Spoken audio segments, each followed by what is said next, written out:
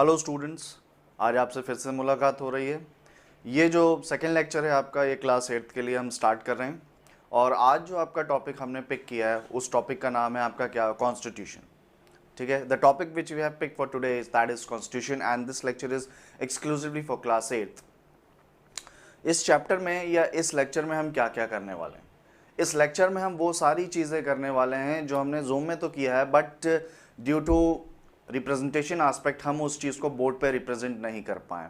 ठीक है, तो इस लेक्चर में हम उन सारी चीज़ों को क्या करेंगे, ख़त्म करने का कोशिश करेंगे और क्या करेंगे, देखेंगे कि किस तरीके से इसका रिप्रेजेंटेशन किया जा सकता है, जो कि आपको भी क्या हो, फ्रूटफुल लगे आपको भी। ठीक है दोस्तों, चलिए आगे बढ़ाते हैं और हम स्टार्ट करते हैं किसके बारे में, कॉन्स्टिट्यूशन के बारे में। चलिए, कॉन्स्टिट्यूशन, प्लीज इसको यू रीड करिएगा, मैं फिर से इसको, हाँ अब सही दिख रहा है, कॉन्स्टिट्यूशन। आज का ये हमारा है टॉपिक, क्या है, कॉन्स्टिट्यूशन। हम लोगों ने बचपन से इस टर्म को सुना हुआ है, constitution constitution constitution. This thing is not according to constitution, this thing is illegal, ये चीज़ संविधान के हिसाब से नहीं हो रही है, गलत है, ये नहीं लिखा हुआ है कॉन्स्टिट्यूशन में हमारे, according to the Indian constitution, according to XYZ, ये सारी चीज़ें हमने सुनी है। हमने जब डिबेट्स भी देखी हैं तो भी उसमें हमने क्या देखा है, ये सारी चीज़ों के बारे में क्या हुआ है, डिस्कशन बहुत अच्छे से हुआ है। ठीक है, तो ये होता क्या है कॉन्स्टिट्यूशन, सवाल यहाँ पर ये आता है, व्हाट इज कॉन्स्टिट्यूशन और कॉन्स्टिट्यूशन की ज़रूरत क्यों है, कॉन्स्टिट्यूशन के फीचर्स क्या हैं, कॉन्स्टिट्यूशन हमारे लिए किस तरीके से इंपॉर्टेंट है, कॉन्स्टिट्यूशन में क्या क्या होता है, ये सारी चीज़ें, कॉन्स्टिट्यूशन बना कैसे, वगैरह वगैरह वगैरह, इन सारी चीज़ों के ऊपर हम क्या करेंगे, आज डिस्कशन करेंगे। ठीक है दोस्तों, ये बहुत इंपॉर्टेंट चैप्टर है और ये इंपॉर्टेंट चैप्टर इसलिए है आपके लिए क्योंकि ये एक तरीके का आपके लिए क्या करता है, बेस के तरीके एक्ट करेगा आपके लिए आगे आने वाले चीज़ों के लिए हायर क्लासेस में। ठीक है दोस्तों, तो प्लीज इस चैप्टर को ध्यान से पढ़िएगा, ध्यान से सुनिएगा, ध्यान से समझिएगा, ये बहुत इंपॉर्टेंट चैप्टर है। ठीक है, अगर मैं कॉन्स्टिट्यूशन की बात करूं तो कॉन्स्टिट्यूशन क्या होता है, a set of document, a set of document या और charter which specifies about the rules and regulations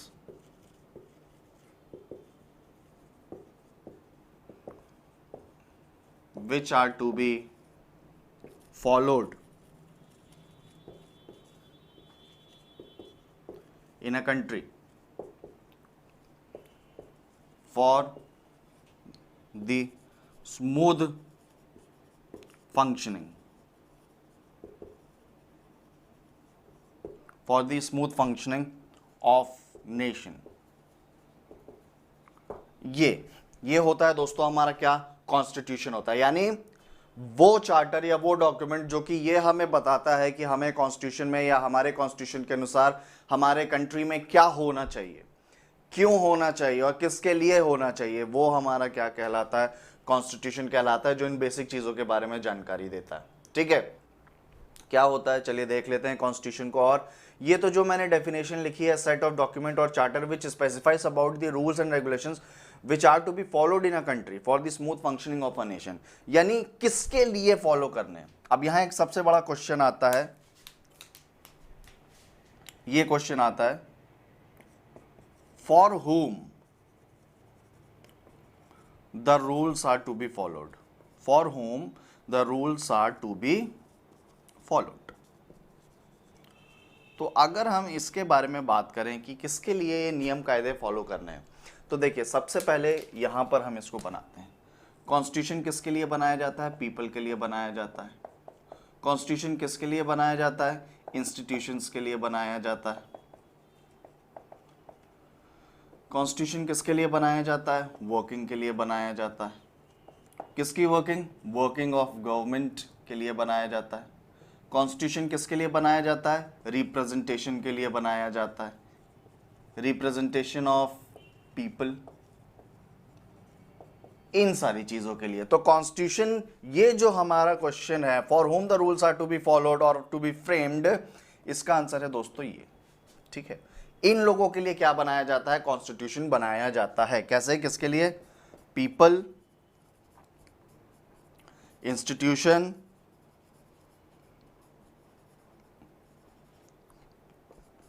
government,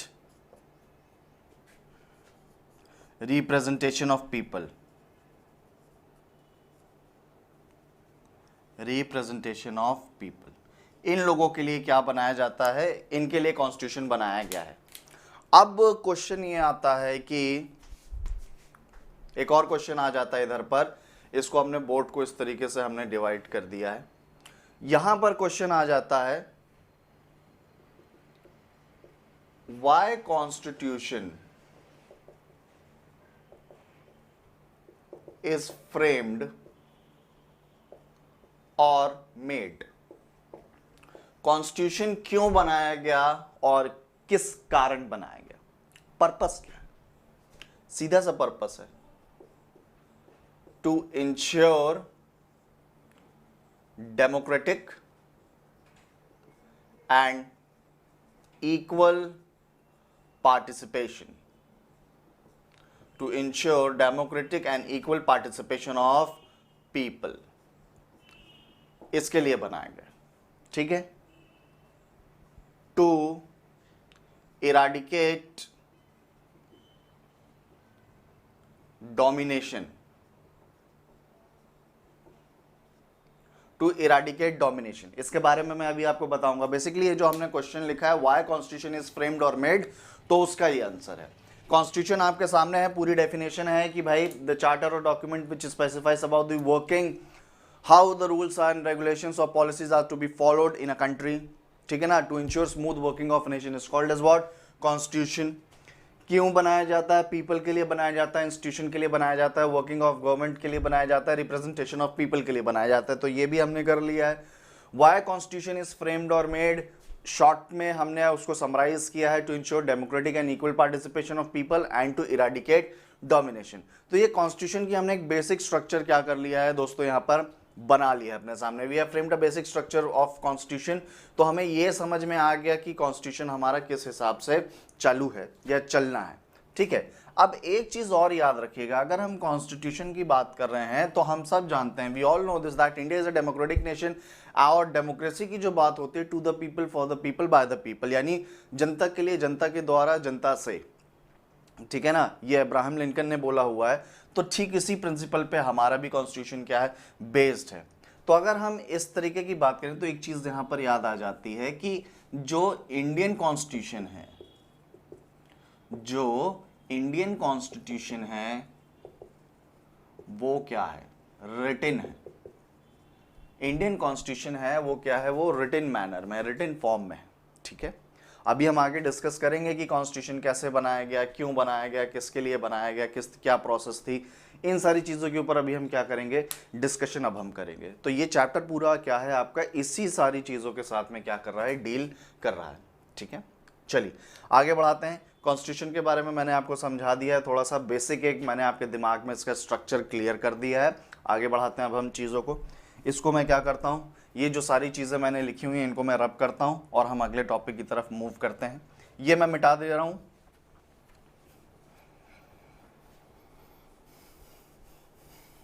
जैसा कि मैंने ऊपर लिखा हुआ है, इंडियन कॉन्स्टिट्यूशन जो है वो क्या है, रिटन मैनर में है।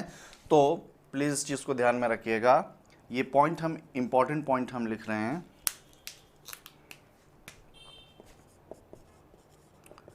इंडियन कॉन्स्टिट्यूशन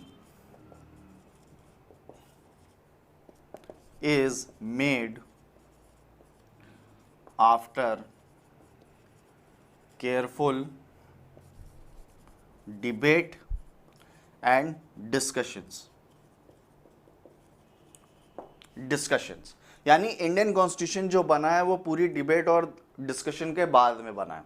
अब यहां एक और क्वेश्चन आता है दोस्तों, वाई डिबेट, वाई डिबेट, तो उसका दोस्तों सीधा सा आंसर है, डिबेट इसलिए किया गया या डिस्कशन उसके ऊपर इसलिए किया गया, सो दैट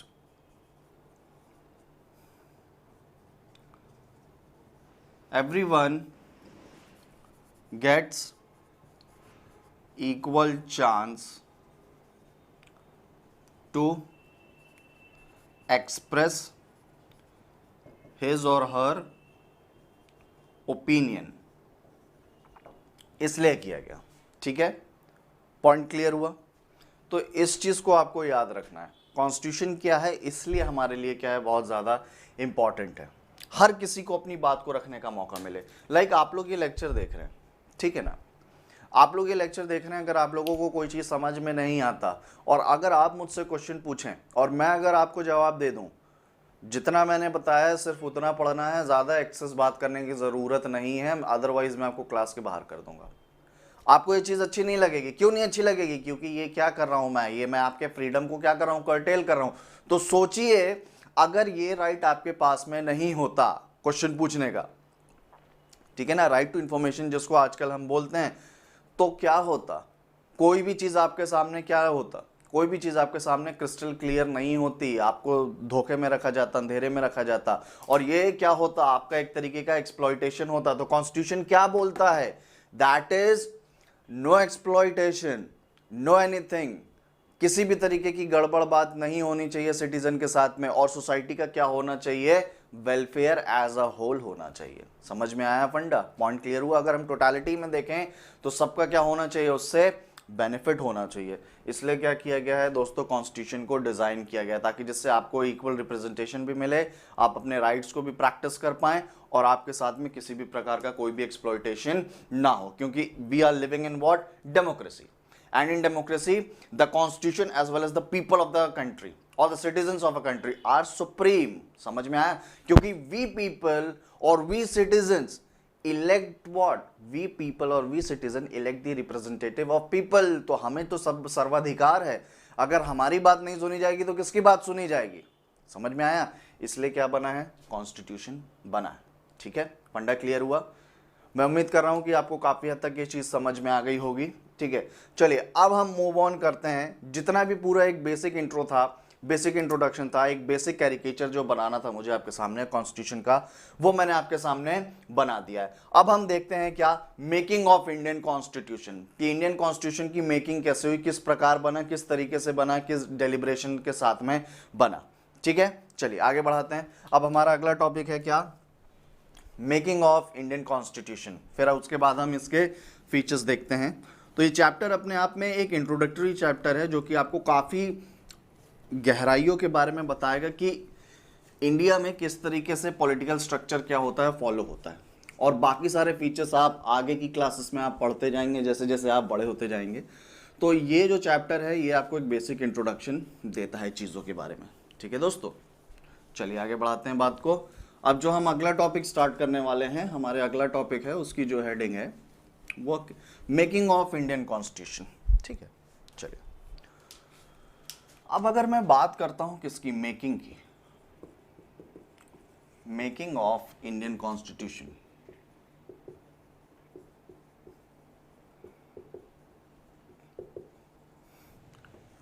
तो इसमें एक चीज आप ध्यान रखिएगा। अगर हम मेकिंग ऑफ इंडियन कॉन्स्टिट्यूशन की हम बात करते हैं तो इसमें आपको एक चीज ये ध्यान देना है कि सबसे पहला पार्ट, इंडिया का जो कॉन्स्टिट्यूशन है वो क्या है,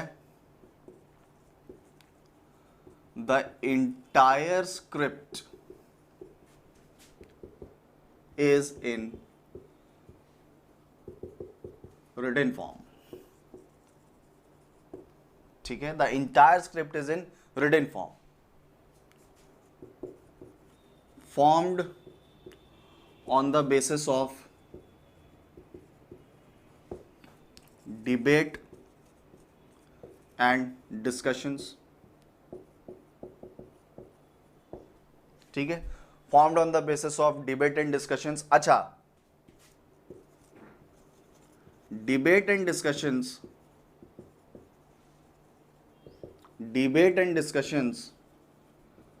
took place इन कॉन्स्टिट्यूएंट असेंबली। इसके बारे में भी आप ध्यान रखेंगे। अभी मैं आपको बता रहा हूं कॉन्स्टिट्यूएंट असेंबली क्या है, इसको मैं अंडरलाइन कर दे रहा हूं। ठीक है, debate and discussions took place in constituent assembly. ठीक है, एक और पॉइंट के बारे में हम बात करें, अगर it had several members and representatives from the society.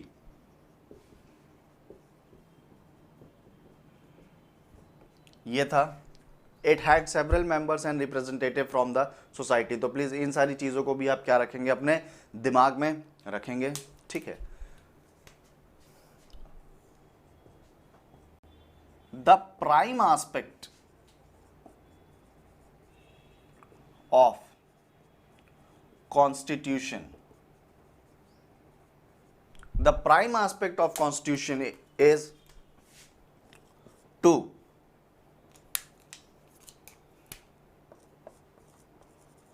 ensure equal representation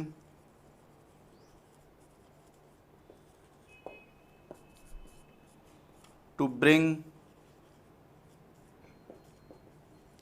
feeling of equality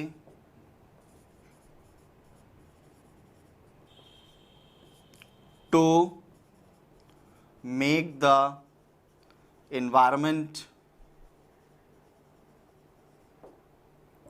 free from fear, free from fear, ठीक है। आगे की चीजें हम इधर देख लेते हैं, ठीक है। चलिए आगे बढ़ाते हैं चीज को। इसको यहां से हम क्या करते हैं, डिवाइड कर देते हैं। जैसा कि हमने लिखा हुआ है to make the environment free from fear, आगे की चीज भी हम देख सकते हैं, so that citizens can participate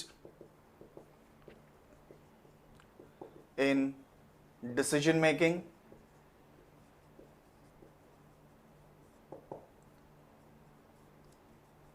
they feel free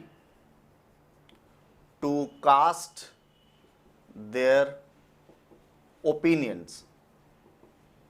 इन सारी चीजों को लेके क्या किया गया था, हमारा इंडियन कॉन्स्टिट्यूशन फ्रेम किया गया है, ठीक है। फंडा क्लियर हुआ। ये एक बेसिक स्क्रिप्ट मैंने आपके सामने बनाई है कि मेकिंग ऑफ इंडियन कॉन्स्टिट्यूशन कैसे बना। तो मैंने आपको ये बताया है कि जो पूरी स्क्रिप्ट है वो क्या है, रिटन फॉर्म में है, form on the basis of debate and discussions है। Debate and discussions took place in what constituent assembly, जो कि अब हम डिस्कस करने वाले हैं। It had several members and representative from the society, यानी सोसाइटी के बहुत से लोग इसमें से आए थे। आप लोगों ने सुना होगा बाबा साहेब रामजी अम्बेडकर, जिनको बोला जाता है doctor B R Ambedkar. He was the main character who framed the Indian Constitution, and moreover he was a part of Constituent Assembly and he was the chairman of drafting committee. ये सब अभी हम पढ़ने वाले हैं आगे चल के। कॉन्स्टिट्यूंट असेंबली के चेयरमैन कौन थे, डॉक्टर राजेंद्र प्रसाद हुआ करते थे। इस तरीके से हमारी क्या बनी, कॉन्स्टिट्यूंट असेंबली बनी। उसमें एक ऑब्जेक्टिव रेजोल्यूशन पास किया गया था, अभी मैं आपको सब बताने वाला हूं। तो मैं ये कॉन्स्टिट्यूंट असेंबली का एक बहुत इंपॉर्टेंट रोल रहा है। कॉन्स्टिट्यूशन, तो कॉन्स्टिट्यूशन से ही आप रिलेट कर पाएंगे क्या, कॉन्स्टिट्यूंट असेंबली। सो अगर आपसे कोई पूछे व्हाट इज कॉन्स्टिट्यूंट असेंबली और what do you mean by the term constituent assembly, the place where several rounds of debate and discussions took place in order to frame a charter which help our country to ensure smooth working, which is called as what, constitution. So the place where all such activities took place is called as constituent assembly. ठीक है, it is like a temple. Like constitution अगर हमारे लिए क्या है, constitution हमारे लिए सब कुछ है। कॉन्स्टिट्यूशन हमारे लिए क्या है, जिसके कस्में खाई जाती हैं, जिसके बारे में बात बोला जाता है कि संविधान के अनुसार नहीं है, संविधान का वायलेशन है, ऐसा है वैसा है। तो वो किस जगह पर बना, वो जिस जगह पर बना उसको क्या बोला जाता है, कॉन्स्टिट्यूएंट असेंबली। या उसको क्या बोला गया, कॉन्स्टिट्यूएंट असेंबली बोला गया। ठीक है दोस्तों, सेवरल मेंबर्स जो कि मैं आपको ये पूरे डिस्कशन में मैं बता चुका हूं आपको। अब एक प्राइमरी एस्पेक्ट आपसे ये पूछा जा सकता है कि भाई हमने कॉन्स्टिट्यूशन तो बना लिया, लेकिन कॉन्स्टिट्यूशन बनाने का मेन एस्पेक्ट क्या था? तो मेन एस्पेक्ट क्या था कॉन्स्टिट्यूशन बनाने का? To ensure equal representation, to bring feeling of equality. Equal representation अभी जैसे आपको फंडामेंटल राइट्स हैं, right to equality, right to freedom, right against exploitation, right to freedom of religion, freedom of speech और right to constitutional remedies. ये 6 rights होते हैं आपके fundamental rights. तो ये सब इन्हीं चीज़ों के बारे में क्या करते हैं कि हर किसी को अपनी बात को रखने का, अपने हिसाब से जीने का क्या मिले, मौका मिले। समझ में आया? Each and every one should get an equal chance to live his life on his own terms without any kind of pressure, without any kind of domination, without any kind of what coercion, fraud, etc. ये सब क्या कहलाता है आपका? Equal representation कहलाता है। To bring feeling of equality, किसी भी किस्म का भेदभाव नहीं हो, कोई डिस्क्रिमिनेशन ना हो। ठीक है, लाइक तू गोरा मैं काला, तो गोरे को यहां बैठाएंगे, काले को नहीं बैठाएंगे, बिल्कुल गलत है। That is each and everything should be based upon what? Merit. Nothing should be granted for free कि तुम्हारा रंग गोरा है या तुम्हारा रंग काला है, तुम लंबे हो, तुम मोटे हो, कोई भी इस तरीके का फिजिकल एट्रीब्यूट ऐसा बिल्कुल भी नहीं होना चाहिए और होता भी नहीं है। Each and everything is done on the basis of what? Merit. जो अच्छा करेगा वो आगे बढ़ेगा, एज सिंपल एज दैट। ठीक है। To make the environment free from fear. Free from fear मतलब इंडिया में बहुत सारी क्या रहती हैं, माइनॉरिटीज भी रहती हैं, जैसे क्रिश्चियन हो गए, सिख्स हो गए, मुस्लिम्स हो गए, वगैरह वगैरह, ये सब चीज़ें हो गई, जैन्स हो गए, ये सब लोग किस में आते हैं? माइनॉरिटी में आते हैं। अब अगर हम इनको देखिए, इंडिया में कौन सा धर्म फॉलो होता है? इंडिया में हिंदुज्म फॉलो किया जाता है। ठीक है, Indians are called is what? Hindu, and we follow what? Hinduism. ठीक है, but still there are some other communities which also live with ourself. So if we don't give them equal chance, how can we call them a citizen of India? Is there mistake? इज उनका mistake क्या है? Is it their mistake that they are born in particular XYZ community? No, it is not their mistake. जब बनाने वाले ने, भगवान जो बनाता है, भगवान बनाने वाले ने कोई अंतर नहीं किया, तो आप और मैं कौन होते हैं अंतर करने वाले? और चलिए तब भी अगर अंतर कर दिया गया है तो उनको राइट्स नहीं मिलने चाहिए क्या? कि अगर उन्होंने हिंदुस्तान में जन्म लिया है तो that is what called as to make the environment free from fear, जिसको बोला जाता है क्या? Right to minorities. अभी हम आगे जिसको हम डिस्कस करेंगे। ठीक है दोस्तों। फिर सो that citizens can participate in decision making. अगर आप जैसे समझिएगा, आप ही लोग हैं, आप ही लोग छोटे हैं, जैसे घर में कोई काम होता है, कुछ फंक्शन होता है, कुछ भी होता है, लेट्स सपोज करिए आप ड्रेस खरीदने का है। ठीक है, 2 चीजें हो सकती हैं, या तो पेरेंट्स आपके लिए ड्रेस खरीद के लेके आ जाएं और आपको दे दें कि ये ड्रेस आपके लिए खरीद के लेके आए हैं, हम आपको ये पहनना है। या दूसरी चीज इसमें यह हो सकती है कि आपके पेरेंट्स बोल सकते हैं चलो तुमको जो ठीक लगे, तुमको जैसा पसंद आए, तुम अपने हिसाब से क्या कर लेना, पसंद कर लेना, बाकी हम देख लेंगे अपनी तरफ से। ताकि जिससे कल को ये ना कोई तुम बोलो कि भाई मुझसे तो पूछा ही नहीं गया, मुझसे बिना पूछे ड्रेस ला दी, मुझे ड्रेस पसंद ही नहीं है। ऐसा होता है कि नहीं होता है? दोनों केसेस होते हैं। तो अगर आपसे पूछ के कोई चीज करी जा रही है और आपसे अगर क्या पूछा जा रहा है कि आप क्या समझते हो, आप क्या इस चीज को पसंद कर रहे हो, यू विल डेफिनेटली फील बहुत कॉन्फिडेंट कि that is your part of this thing. मुझे भी इस चीज का क्या समझा जा रहा है, हिस्सा समझा जा रहा है। समझ में आया फंडा? पॉइंट क्लियर हुआ? ये रहता है so that citizens can participate in what? Decision making. नहीं तो बहुत सारे लोग ऐसे होते हैं, हमसे तो पूछा ही नहीं जाता, तो क्यों इस जगह पर हम पार्टिसिपेट करें? ठीक है ना, ऐसा भी होता है बहुत सारी जगह। तो इस तरीके की सिचुएशन ना बने। अगर कंट्री में इस तरीके की सिचुएशन बनने लगी या किसी कम्युनिटी ने बॉयकॉट कर दिया या पार्टिसिपेट नहीं किया, तो कितना बड़ा अनरेस्ट हो जाएगा इंडिया में, कितना डिस्टर्बेंस क्रिएट होगा, सोशल डिस्टर्बेंस, इकोनॉमिक डिस्टर्बेंस, और भी बहुत सारे डिस्टर्बेंस क्रिएट हो जाएंगे। क्या ये इंडिया के लिए फ्रूटफुल है? बिल्कुल भी फ्रूटफुल नहीं है। तो ये चीज़ है so that citizens can participate in what? Decision making. They feel free to cast their opinion, अपनी बात को खुल के रख पाए। जो होगा, देखिए जो होगा देखा जाएगा, ये वाली बात नहीं है। प्रोटेक्शन तो सबको दिया जाता है क्योंकि हम सब सिटीजन है कंट्री के, तो हमारे पास में फंडामेंटल राइट्स तो क्या है? उपलब्ध हैं। ठीक है, तो ये प्रोसेस है। चलिए आगे बढ़ाते हैं चीज़ों को। मैं जल्दी से अब आपको किसके बारे में डिस्कस करता हूं, मैं जल्दी से आपके साथ में कॉन्स्टिट्यूएंट असेंबली के बारे में डिस्कस करता हूं और फिर हम किसके बारे में देखेंगे? फीचर्स ऑफ इंडियन कॉन्स्टिट्यूशन देखेंगे। ठीक है, चलिए। काफ़ी हद तक तो मैंने आपके सामने काफ़ी सारी चीज़ें मैंने डिस्क्लोज कर दी इंडियन कॉन्स्टिट्यूशन की, और बाकी सारी चीज़ें आप हायर क्लासेस में पढ़ेंगे। तो उसमें आपके जितना ध्यान में है समझने के लिए, आपने समझने की कोशिश करी है उसको। चलिए अब हम बात करते हैं दोस्तों किसकी? कॉन्स्टिट्यूएंट असेंबली की। कॉन्स्टिट्यूएंट असेंबली की। कॉन्स्टिट्यूएंट असेंबली क्या था, क्या थी, मतलब the place where discussions and debates were held regarding the framing of Indian Constitution। ठीक है, The place where discussions and debates were held regarding the framing of Indian Constitution। Reason मैं आपको बता चुका हूं क्यों डिबेट हुई थी, तो अब हम उसके ऊपर डिस्कशन नहीं करेंगे ज़्यादा। अब हम सीधे से देखेंगे कि क्या क्या चीज़ें थी कॉन्स्टिट्यूंट असेंबली में। कॉन्स्टिट्यूंट असेंबली में एक बहुत इंपॉर्टेंट कमेटी थी, ड्राफ्टिंग कमेटी। ड्राफ्टिंग कमेटी, इसके चेयरमैन कौन थे?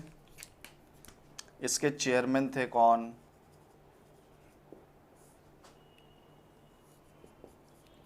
Doctor B.R. अंबेडकर इसके चेयरमैन थे, जिन्होंने क्या किया था, he prepared the draft of constitution. इन्होंने एक ड्राफ्ट तैयार किया था, ठीक है। He prepared the draft of constitution, drafting committee के चेयरमैन थे और इन्होंने क्या किया था, ड्राफ्ट प्रिपेयर किया था कॉन्स्टिट्यूशन का, ठीक है। और कॉन्स्टिट्यूंट असेंबली में क्या हुआ था, कॉन्स्टिट्यूंट असेंबली में, चलिए इसको भी मैं मिटा देता हूं, हम आगे बढ़ाते हैं चीज़ों को। और कॉन्स्टिट्यूंट असेंबली की जो पहली मीटिंग हुई थी दोस्तों, वो दिसंबर 1946 में हुई थी, ठीक है। कॉन्स्टिट्यूंट असेंबली की जो पहली मीटिंग हुई थी वो कब हुई थी, 1946 में हुई थी, दिसंबर 1946 में। तो देखिए, फर्स्ट मीटिंग जो थी वो कब हुई थी कॉन्स्टिट्यूएंट असेंबली की, दिसंबर 1946 में हुई थी। फिर इसके बाद में क्या हुआ था, यहां पर क्या हुआ था, फर्स्ट मीटिंग में दिसंबर 1946 में एक रेजोल्यूशन पास किया गया था जिसका नाम था क्या, ऑब्जेक्टिव्स रेजोल्यूशन। ऑब्जेक्टिव्स रेजोल्यूशन ये किसने पास ऑन किया था दोस्तों, ये पास ऑन किया था जवाहरलाल नेहरू। जवाहरलाल नेहरू, जिनको चाचा नेहरू भी बोला जाता है, और जिनके उस पे बर्थडे पे क्या बनाना चालू किया गया, चिल्ड्रंस डे मनाना चालू किया गया 14 नवंबर, ठीक है, क्योंकि इनको बच्चे बहुत पसंद थे। जवाहरलाल नेहरू ने ऑब्जेक्टिव्स रेजोल्यूशन पास किया। इस ऑब्जेक्टिव रेजोल्यूशन में उन्होंने ये बताया कि कॉन्स्टिट्यूंट असेंबली का पर्पस क्या है। तो कॉन्स्टिट्यूएंट असेंबली का पर्पस क्या था, डिबेट और डिस्कशंस करना, ठीक है। तो कब कॉन्स्टिट्यूशन फ्रेमिंग स्टार्ट हुई थी, दिसंबर में स्टार्ट हुई थी, और खत्म कब हुई थी, the drafting committee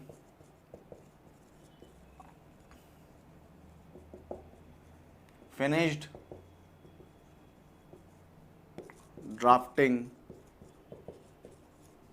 on 26th November 1949, ठीक है। और फिर क्या हुआ था, इसको 284 मेंबर्स ने क्या किया था, साइन किया था। 284 members signed the constitution, signed the constitution. और ये एप्लीकेबल कब हुआ था, 26 जनवरी 1950। The constitution was officially adopted and came into existence for republic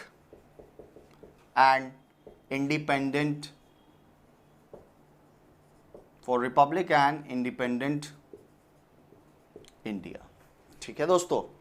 ये सारी चीजें थी आपकी जो किसमें हुई थी, कॉन्स्टिट्यूएंट असेंबली में हुई थी, जो मैं आपको समझाना चाह रहा था और जो मैंने काफी हद तक आपके सामने डिस्क्लोज भी कर दिया है। ठीक है, तो कॉन्स्टिट्यूएंट असेंबली क्या था दोस्तों, देखिए हुआ क्या था, कॉन्स्टिट्यूएंट असेंबली जो था वो एक हमारे वाइसरॉय जनरल हुआ करते थे, या वाइसरॉय आप बोल लीजिए, लॉर्ड वेवल भी हुआ करते थे और उसी के उसमें लॉर्ड माउंटबेटन भी हुआ करते थे। तो इन लोगों के टाइम पर क्या हुआ, एक तरीके का एक प्लान सेटअप हुआ कि भाई एक कॉन्स्टिट्यूंट असेंबली बनाई जाए जो कि इंडिया के लिए क्या करे, एक सेपरेट कॉन्स्टिट्यूशन डिजाइन करे, क्योंकि ब्रिटिशर्स तो उस समय छोड़ के जा रहे थे, है ना, क्योंकि क्विट इंडिया मूवमेंट के कारण उनकी बहुत जो होल्ड थी इंडिया के ऊपर वो बहुत क्या हो गई थी, कमजोर पड़ गई थी।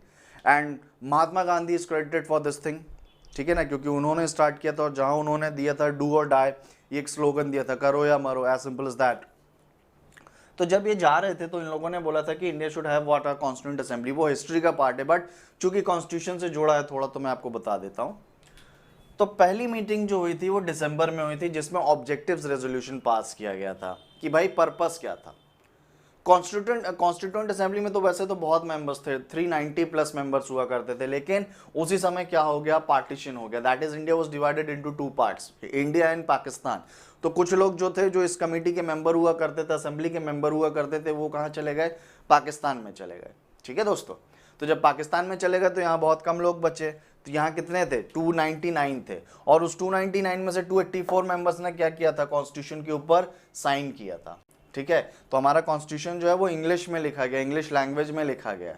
ठीक है, तो ये सारी चीजें, तो the drafting committee finish drafting on 26 नवंबर 1949 और 26 जनवरी 1950 को कॉन्स्टिट्यूशन क्या कर लिया गया, ऑफिशियली अडॉप्ट कर लिया गया। आप बहुत सारी बुक्स में पढ़ेंगे कि 24 जनवरी को क्या किया गया, अडॉप्ट किया गया, या 26 नवंबर को ही क्या कर लिया गया था, अडॉप्ट कर लिया गया था। बाकी के मेजर्स 26 जनवरी को अडॉप्ट किए गए थे।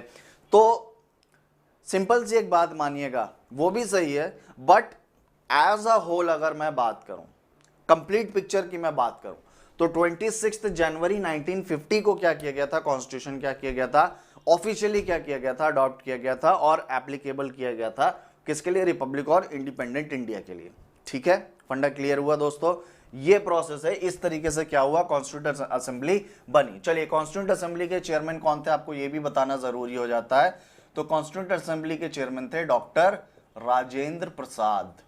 ठीक है ना दोस्तों, डॉक्टर राजेंद्र प्रसाद जो थे वो क्या थे, कॉन्स्टिट्यूंट असेंबली के चेयरमैन थे। और ड्राफ्टिंग कमेटी के चेयरमैन कौन थे, डॉक्टर बी आर अंबेडकर थे। और बी आर अंबेडकर क्या थे, इंडिया के पहले लॉ मिनिस्टर भी थे, आपको ये भी मैं बात बता दूं। ठीक है, चूंकि हम ये टॉपिक पढ़ रहे हैं तो इन सारी चीजों से जितनी भी चीजें जुड़ी हुई हैं मैं आपको क्या करने की कोशिश कर रहा हूं, एक्सप्लेन करने की मैं कोशिश कर रहा हूं। समझ में आया आपको यहां तक, मैं उम्मीद करता हूं कि आपको काफी डिटेल में समझाया है, तो आपको समझ में आया होगा। ठीक है, चलिए आगे बढ़ाते हैं दोस्तों बात को। अब हम बात करते हैं किसकी, हमने इतनी चीजें को बात कर ली है, now will move further and will introduce a new topic, that is the features of what, Indian constitution, the features of Indian constitution. देखते हैं भाई क्या क्या फीचर होते हैं इंडियन कॉन्स्टिट्यूशन के। चलिए आगे बढ़ाते हैं चीजों को, और अब हम बड़े इंटरेस्टिंग टर्न की तरफ हम जा रहे हैं। ठीक है, चलिए, और ये आपके इस चैप्टर का क्या है, ये लास्ट टॉपिक भी है, फीचर्स ऑफ इंडियन कॉन्स्टिट्यूशन। चलिए, जितना भी ये सब लिखा हुआ मैं सब क्या कर रहा हूं, रब कर रहा हूं। अगर हम फीचर्स ऑफ इंडियन कॉन्स्टिट्यूशन के बारे में हम बात करते हैं तो इंडियन कॉन्स्टिट्यूशन के बहुत इंपॉर्टेंट फीचर्स हैं जो कि क्या हैं, छुपे हुए हैं, जिनके बारे में हमें क्या करना है, समझना है। वैसे तो अगर हम बात करें तो पूरा दिन भी कम पड़ जाएगा इंडियन कॉन्स्टिट्यूशन के फीचर्स के बारे में बात करने में, क्योंकि इतने सारे फीचर्स हैं, मतलब ये बोर्ड कम पड़ जाएगा मुझे डिस्क्राइब करने के लिए, बट तब भी हमें क्या करना है, डिस्क्राइब तो करना ही है। तो हम जो इंपॉर्टेंट फीचर्स हैं क्या करेंगे, उनके बारे में डिस्कस करेंगे, जो कि अभी आपके लिए क्या है, इंपॉर्टेंट हैं। बाकी के सारे फीचर्स आप क्या करेंगे, बाकी के सारे फीचर्स आप आगे हायर क्लासेस में करेंगे। ठीक है, चलिए, तो इस बात का आप ध्यान रखेंगे जो भी मैंने अभी आपसे बोला। तो अगर हम सबसे पहले फीचर की हम बात करें इंडियन कॉन्स्टिट्यूशन की, तो क्या होता है इंडियन कॉन्स्टिट्यूशन, सबसे पहले तो क्या होता है इसमें कि भाई ये क्या है, डेमोक्रेसी है। पहला फीचर तो यही आ जाता है इंडियन कॉन्स्टिट्यूशन का कि क्या रहता है, डेमोक्रेसी रहता है। डेमोक्रेसी मतलब क्या होता है, casting of free opinion, casting of, free तो नहीं लिखेंगे, इसको थोड़ा सा हम बदल देते हैं, ये थोड़ी सी लैंग्वेज सही नहीं साउंड कर रही है। कास्टिंग ऑफ ओपिनियन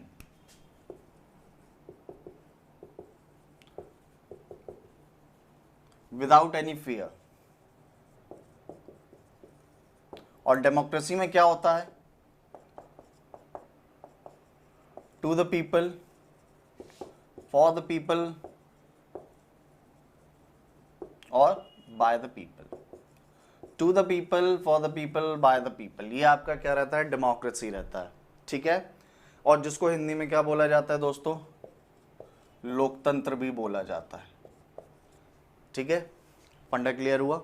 ये आपका क्या रहता है दोस्तों? डेमोक्रेसी रहता है। डेमोक्रेसी का मतलब होता है कि हम अपनी बात को रखने के लिए क्या है? फ्री हैं। रखने मतलब हम अपनी बात को क्या है? बोलने के लिए फ्री हैं, ठीक है। बट कितने फ्री हैं? हमारी बात जो है वो किसी को हार्म नहीं करनी चाहिए, बात ये है। और हमें हर किसी का क्या करना पड़ेगा? रिस्पेक्ट करना पड़ेगा, ठीक है। वो मैं अभी आपको बताऊंगा आगे। और दूसरा फीचर इसका रहता है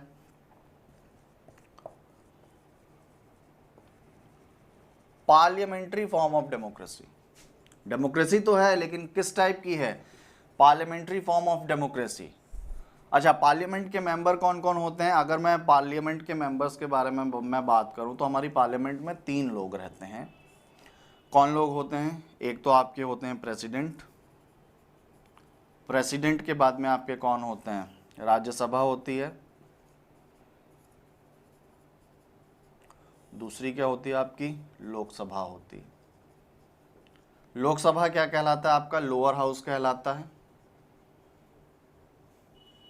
या हाउस ऑफ पीपल भी बोला जाता है। और राज्यसभा आपका क्या कहलाता है? अपर हाउस कहलाता है।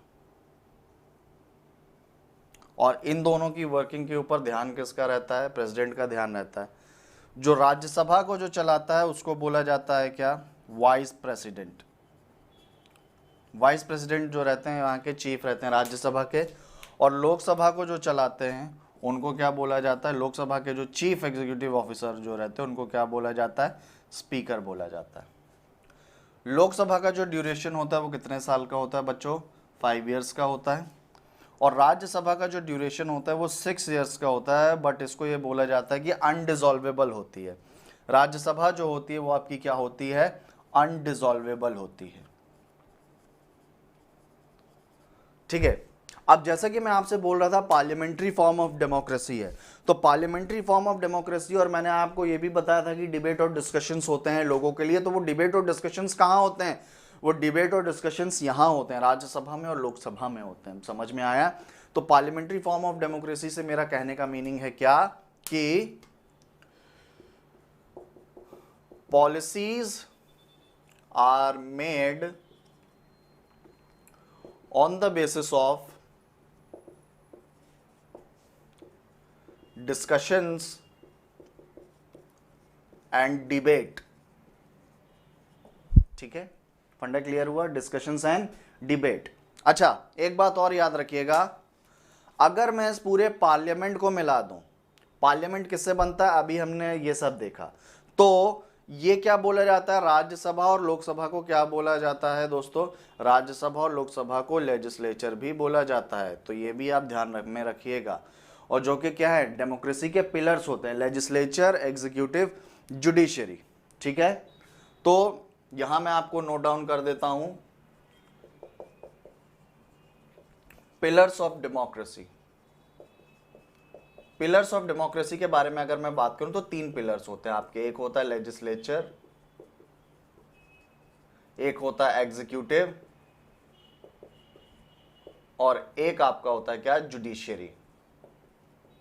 इन चीजों के बारे में आप ध्यान में रखिएगा। तो ये क्या होती है? हमारी पार्लियामेंट होती है। डेमोक्रेसी तो है, लेकिन क्या है? पार्लियामेंट्री फॉर्म ऑफ डेमोक्रेसी है, जिसमें क्या होता है? डिबेट और डिस्कशंस होते हैं। तो जब राज्यसभा और लोकसभा से कोई डिसीजन पास होता है तो वो किसके पास पहुंचता है? वो प्रेसिडेंट के पास पहुंचता है, वो बिल जो रहता है। और जब प्रेसिडेंट उस बिल के ऊपर क्या कर देता है? Bill is signed. अगर प्रेसिडेंट के थ्रू क्या होता है? वो बिल साइन हो जाता है, तो वो क्या रहता है, फिर वो क्या बन जाता है, लॉ बन जाता है, जिसको हम सब क्या करते हैं, मानते हैं, एक्सेप्ट करते हैं और क्या करते हैं, फॉलो करते हैं। तो इस तरीके से क्या होता है हमारे यहाँ पे डेमोक्रेसी क्या करती है, काम करती है। देखिए कैसे काम करती है, पार्लियामेंट होती है, पार्लियामेंट में कौन कौन होते हैं, आपका प्रेसिडेंट होते हैं, लोकसभा होती है, राज्यसभा होती है। राज्यसभा अपर हाउस होती है, बट अधिकतर डिस्कशंस कहाँ होते हैं, लोकसभा में होते हैं, इसलिए मैंने आपके सामने लोकसभा बोला पहले। लोकसभा में सारे डिस्कशंस होते हैं, राज्यसभा में डिस्कशंस होते हैं, और फिर वो पास होके किसके पास जाते हैं, वो बिल्स जो होते हैं वो पास होके किसके पास जाते हैं, प्रेसिडेंट के पास में जाते हैं। और जब प्रेसिडेंट उन बिल्स के ऊपर साइन कर देते हैं out of his own description, out of his own understanding, if that bill is signed then it becomes what, law, and we as a citizen have to follow that law। ठीक है। अच्छा, policies are made on the basis of discussions and debate। तो यहां एक चीज आ सकती है, why discussion and debate, why discussion and debate। तो डिस्कशन और डिबेट करने की जरूरत क्यों पड़ती है, इसलिए पड़ती है to ensure welfare of citizens, to ensure welfare of citizens and society as a whole। क्योंकि यहां कौन होते हैं, इधर पे इस लेजिस्लेचर में कौन होते हैं, पीपल रिप्रेजेंटेटिव होते हैं। ठीक है, जो कि हम डिस्कशन करेंगे जब हम आगे के चैप्टर्स की तरफ क्या होंगे, बढ़ेंगे। ठीक है, समझ में आया दोस्तों, पॉइंट क्लियर हुआ। तो ये क्या रहता है आपका, पार्लियामेंट्री फॉर्म ऑफ डेमोक्रेसी रहता है। ठीक है, चलिए आगे बढ़ाते हैं चीजों को, मिटा रहा हूं मैं इनको, काफी डिटेल में हमने डिस्कस किया है सारी चीजों के बारे में।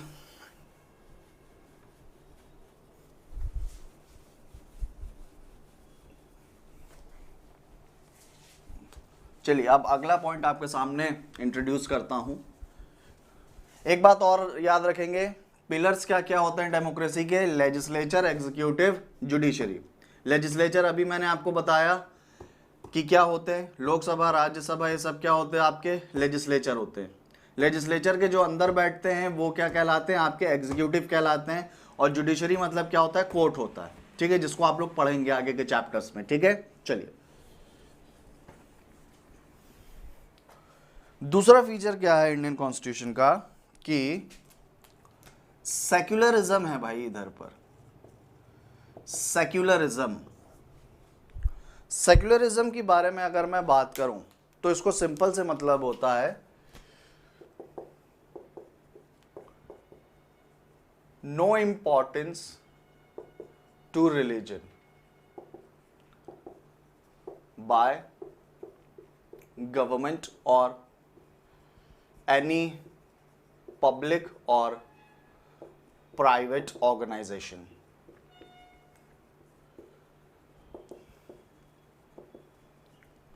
Why no importance?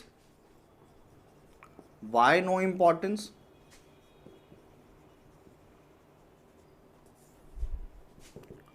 Because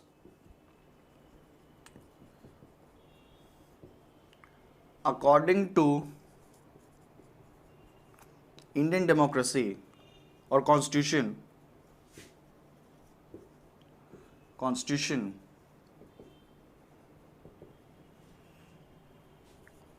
every religion is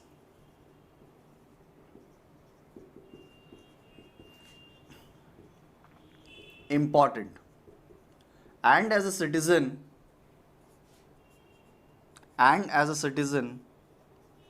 we have to respect each and every religion। Okay, तो ये रहता है, इसलिए क्या रहता है, सेक्युलरिज्म रहता है। सेक्युलरिज्म का मतलब है equal respect to each and every religion. और इसको मैं सिंपल से समझाता हूं बहुत सारी चीजों को। जैसे आपने देखा होगा, let's take an example of central school. Central school का अगर हम एग्जाम्पल देखें तो वहाँ पर आपने देखा होगा, जितने भी बच्चे ये सेंट्रल स्कूल वाले होंगे तो वहाँ आपने देखा होगा कि वहाँ पर किसी भी फेस्टिवल को सेलिब्रेट नहीं किया जाता स्कूल प्रीमाइसेस में। ईद है तो ईद की भी छुट्टी मिलेगी, दशहरा है तो दशहरे की भी छुट्टी मिलेगी, क्रिसमस है तो क्रिसमस की भी छुट्टी मिलेगी। समझ में आया कि नहीं आया? ठीक है ना?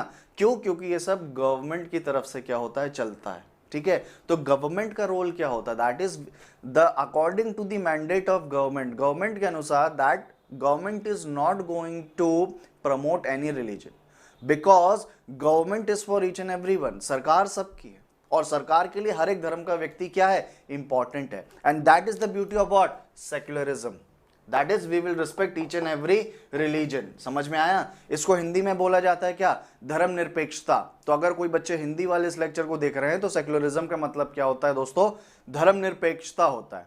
हम हर धर्म को क्या मानते हैं, इक्वली मानते हैं, बराबर का मानते हैं। समझ में आया? Because we are Indians first. Okay, funda clear हुआ? ये प्रोसेस रहता है किसका, सेक्युलरिज्म का। ठीक है, समझ में आ गया सभी को? चलिए आगे बढ़ाते हैं बात को। हमने सेक्युलरिज्म के ऊपर डिस्कशन कर लिया। आपका अगला चैप्टर क्या सेक्युलरिज्म है, इसके बारे में भी मैं आपको क्या करूंगा, बताऊंगा। सेक्युलरिज्म हो गया और इसके बाद हम डिस्कशन करते हैं किसके बारे में, the most important aspect is fundamental rights. इसको हम डिवाइड कर देते हैं इधर पर। अब हम किसके बारे में बात करेंगे दोस्तों, फंडामेंटल राइट्स के बारे में। ये आप लोग सुनते आए हैं, बहुत पुरानी क्लासेस में भी आपने सुना होगा fundamental rights. Why fundamental? Because it is available and applicable to everyone regardless of age, regardless of age, that is since birth। यानी आदमी जब पैदा होता है तभी से उसको क्या मिल जाते हैं, फंडामेंटल राइट्स मिल जाते हैं। ये प्रोसेस है, इसलिए क्या रहता है, ये बहुत इंपॉर्टेंट एस्पेक्ट रहता है। तो अगर हम फंडामेंटल राइट्स की हम बात करें तो बेसिकली हमारे जो फंडामेंटल राइट्स हैं वो 6 टाइप के फंडामेंटल राइट्स होते हैं। कौन कौन से? Right to equality,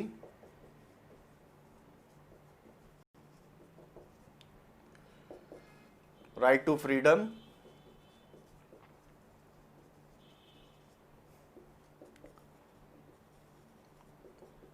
right to freedom of religion,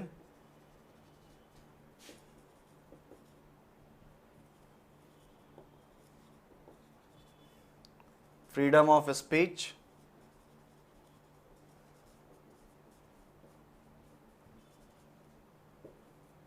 freedom of speech के बाद में आपका आता है right against exploitation,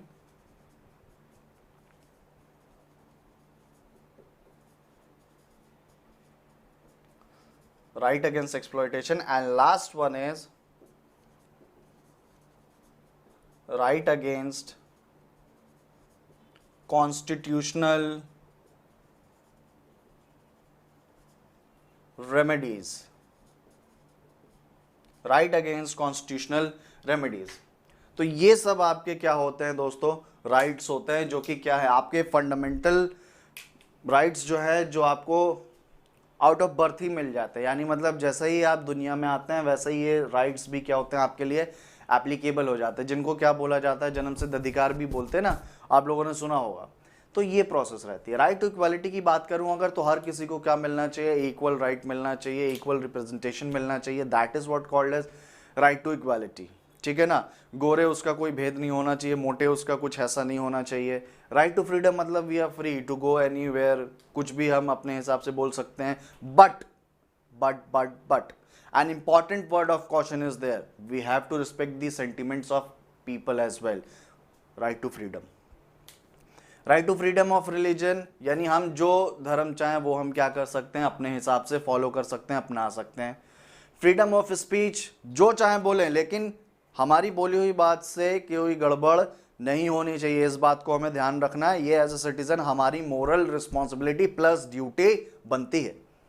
right against exploitation, यानी ह्यूमन ट्रैफिकिंग, ये सारी चीजें, चाइल्ड लेबर, इन सबको क्या किया गया है, हमारे कॉन्स्टिट्यूशन में क्या किया गया है, खत्म माना गया है कि ये सारी चीजें गलत है, किसी भी प्रकार का एक्सप्लॉयटेशन नहीं होना चाहिए, ये सारी चीजें। Right against constitutional remedies, that is आपका कोई भी फंडामेंटल राइट क्या हो, वॉयलेट हो, यानी आपको बात रखने का मौका ना मिले, इक्वालिटी ना मिले, कुछ भी ना मिले, या कुछ भी इस तरीके का आप विटनेस कर रहे हैं कि आपके वो अधिकार को क्या किया जा रहा है, मौलिक अधिकारों को वॉयलेट किया जा रहा है, फंडामेंटल राइट्स को वॉयलेट किया जा रहा है, then you can easily resort to judiciary, that is what you can go to court. समझ में आया? आप कोर्ट जा सकते हैं, आप हाई कोर्ट जा सकते हैं, सबसे पहले तो हाई कोर्ट ही जाना पड़ेगा। तो ये क्या रहता है, राइट अगेंस्ट कॉन्स्टिट्यूशनल रेमेडीज रहता है। तो कुछ भी अगर इसके विपरीत उसमें हुआ, अगेंस्ट में हुआ, कॉन्स्टिट्यूशन के या आपके फंडामेंटल राइट्स में, आपके पास में ये चीज क्या रहती है, एप्लीकेबल रहती है। और इसको बोला जाता है क्या, जब कोर्ट इसके ऊपर एक्शन लेता है तो उसको बोला जाता है रिट जुरिस्डिक्शन। ठीक है, फंडा क्लियर हुआ? आगे मैं उसी चीज के बारे में मैं डिस्कशन करने वाला हूं, इंडिपेंडेंट जुडिशरी। ठीक है, चलिए अगले पॉइंट के ऊपर हम आते हैं, इंडिपेंडेंट जुडिशरी के ऊपर बात हम करते हैं। ठीक है, चलिए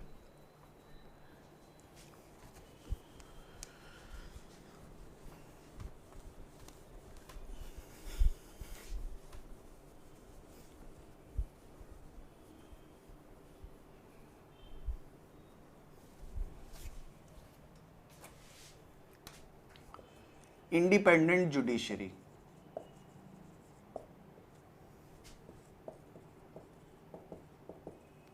सो if I talk about this independent judiciary, judiciary का मतलब क्या होता है, decision making authority. Decision making authority किस चीज का डिसीजन लेती है, related to law and order, related to law and order. ये एक सेपरेट चैप्टर भी है आपको जो हम डिस्कस करेंगे, तो अभी आप सिर्फ इतना समझ लीजिए, related to what, law and order. It is a decision making authority, किस चीज से डिसीजन लेती है, related to law and order. समझ में आया? Within the ambit of constitution, यानी कॉन्स्टिट्यूशन के अंदर रह के। समझ में आया फंडा, पॉइंट क्लियर हुआ? और एक इंपॉर्टेंट टर्म मैं आपको ये बता दूं, judiciary is called as guardian of Indian constitution. Judiciary is called as what, guardian of Indian constitution. ठीक है, समझ में आया दोस्तों? Why it is called as what, guardian of Indian Constitution? Because if a law is passed and signed, but it is against the values of Constitution, then the judiciary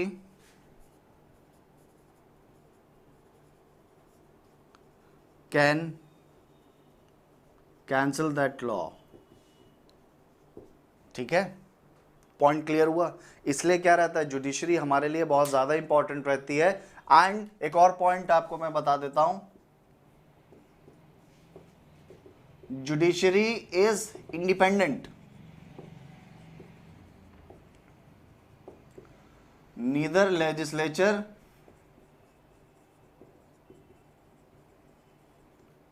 nor executive, ना legislature बात कर सकते उसके ऊपर, neither legislature nor executive can interfere in the working of judiciary. इस बात को भी आप ध्यान में रखेंगे। ठीक है, फंडा क्लियर हुआ? ये प्रोसेस है। तो इंडिपेंडेंट जुडिशरी जो है वो हमारे लिए बहुत ज्यादा इंपॉर्टेंट है, क्योंकि अगर जुडिशरी इंडिपेंडेंट है तो क्या है, हम अपनी बातों को क्या रख सकते हैं, जुडिशरी के सामने रख सकते हैं। अगर कोई हमारी बात नहीं सुनेगा तो जुडिशरी तो कम से कम हमारी बात सुने कि ऐसा हम बिलीव करते हैं। समझ में आया? तो ये क्यों बिलीव करते हैं? क्योंकि ये सारी चीज़ें किस में है? इंडियन कॉन्स्टिट्यूशन में लिखी हुई है। समझ में आया दोस्तों? पॉइंट क्लियर हुआ? ये प्रोसेस है, ठीक है? समझ में आया? तो इतना जो मैंने आपको पूरा डिटेल में बताया, पूरा रिटन फॉर्म में बताया, सब आपके सामने मैंने क्लियर कर दिया, ठीक है? चलिए अब हम इस चैप्टर के लास्ट पॉइंट के ऊपर डिस्कशन करते हैं, जो कि आपका क्या है? आपका डायरेक्टिव प्रिंसिपल्स है, ठीक है? कुछ बुक्स में दिया है, कुछ बुक्स में नहीं दिया है, इसलिए मैं इसको ओरली में आपको समझाने की मैं कोशिश करता हूं। डायरेक्टिव प्रिंसिपल्स के बारे में अगर बात करें, डायरेक्टिव प्रिंसिपल्स का मतलब होता है कि which are different from what fundamental rights but which are also equally important, ठीक है? हर किसी को टाइम पर पेमेंट मिले, हर किसी को बराबर का अधिकार मिले, कहीं पे भी किसी तरीके का एक्सप्लॉयटेशन ना हो, वुमेन्स को क्या मिले? इक्वल रिस्पेक्ट मिले, सोसाइटी में पूरा प्रॉपर स्ट्रक्चर फॉलो किया जाए ब्रदरहुड का, इन सब के बारे में। तो ये सब आपका क्या कहलाता है? डायरेक्टिव प्रिंसिपल्स कहलाता है। हालांकि ये कोर्ट में एप्लीकेबल नहीं होता है जितना कि फंडामेंटल राइट्स होता है, बट स्टिल डिस्कस किया गया है तो आपको बताना क्या हो जाता है? बहुत ज़्यादा ज़रूरी हो जाता है, ठीक है? समझ में आया आपको? फंडा क्लियर हुआ? तो ये सारी क्या है आपकी प्रोसेस रहती हैं इन सारी चीज़ों की। अब लास्ट में मैं आपको क्या बता देता हूं, एक इंपॉर्टेंट टर्म मैं आपको बता देता हूं। आप सभी बच्चे एनसीईआरटी की बुक से पढ़ते हैं, जो कि मैं लिख नहीं रहा हूं बट मैं आपको समझाना चाह रहा हूं। आप हमारे कॉन्स्टिट्यूशन का क्या होता है? एक इंट्रोडक्टरी पार्ट होता है जिसको बोला जाता है क्या? प्रियम्बल बोला जाता है। तो आप सब लोग जब अपनी बुक खोलेंगे एनसीईआरटी की मैं बात कर रहा हूं। एनसीईआरटी का फुल फॉर्म होता है national council of educational of research and training. National council of educational research and training इसका क्या होता है? फुल फॉर्म होता है एनसीईआरटी का। दिल्ली में इसका हेडक्वार्टर है। समझिएगा बात को। आप सब लोग जब अपनी बुक को खोलेंगे तो उसमें आपको लिखा मिलेगा preamble. We the public of India solemnly declare country as socialist, secular, sovereign, democratic republic to enhance liberty, equality, fraternity and justice या आपका common brotherhood, ठीक है? On this day of 26 नवंबर 1949 ऐसा करके आपको एक डॉक्यूमेंट मिलेगा। वो आपका क्या कहलाता है?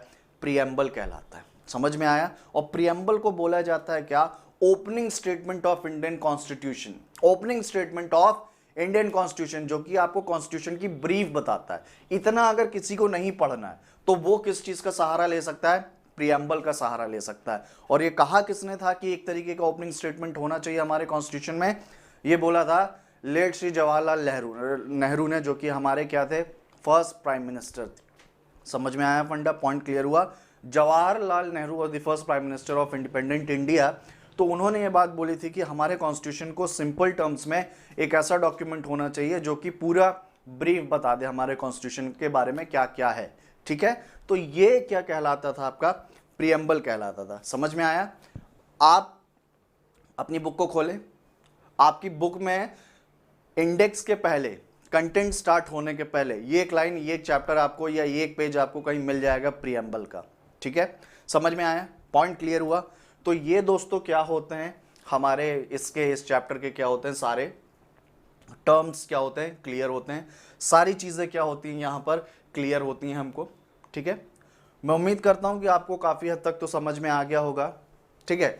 चलिए हम जल्दी से छोटा सा एक होमवर्क लिख लेते हैं इधर पे ही। इनको अगर मैं मिटाता हूँ तो हम जल्दी से कुछ क्वेश्चंस मैं आपको देना चाहता हूँ जो आप फ्रेम करेंगे और मुझे बताएंगे फ्रेम करके।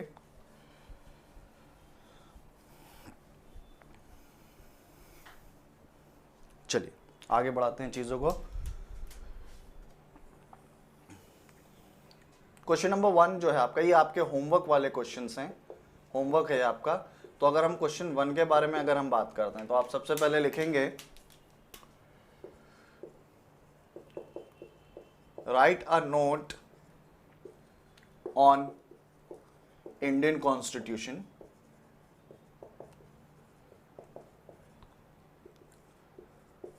Why Constitution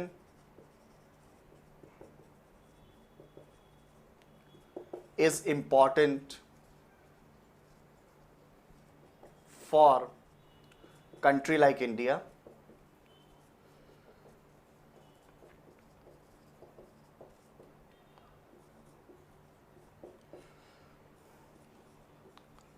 is constitution everything? Analyse this statement, analyse this statement. अच्छा, आपका ये जो वर्ड लिमिट रहेगा 100 to 120 वर्ड्स के बीच में, यानी सारे क्वेश्चन आपको किस पॉइंट ऑफ व्यू से करके देखने हैं? 5 मार्क्स के व्यू पॉइंट से आपको क्या करके देखना है? तैयार करके देखना है। ठीक है, फंडा क्लियर हुआ? तो इन सारी चीजों को आपको क्या करना है? ट्राई करना है, अप्लाई करना है, और आपके जो एक्सरसाइज के जो क्वेश्चंस दिए हैं उनको भी आपको क्या करना है? करने की कोशिश करनी है। तो अगर आपको कुछ नहीं बनता है तो फिर मुझे आप बताइएगा, हम उसके ऊपर क्या करेंगे? डिस्कशन करेंगे। ठीक है, वो मैं आपको बताऊंगा। सो मैं उम्मीद करता हूं कि आपको ये सारी चीजें क्या हो गई होंगी, समझ में आ गई होंगी। फंडा क्लियर हुआ? ठीक है, तो जब हम नेक्स्ट क्लास में मिलेंगे तो हम कोई अगले टॉपिक के ऊपर क्या करेंगे? डिस्कस करेंगे। ठीक है, चलिए, थैंक यू।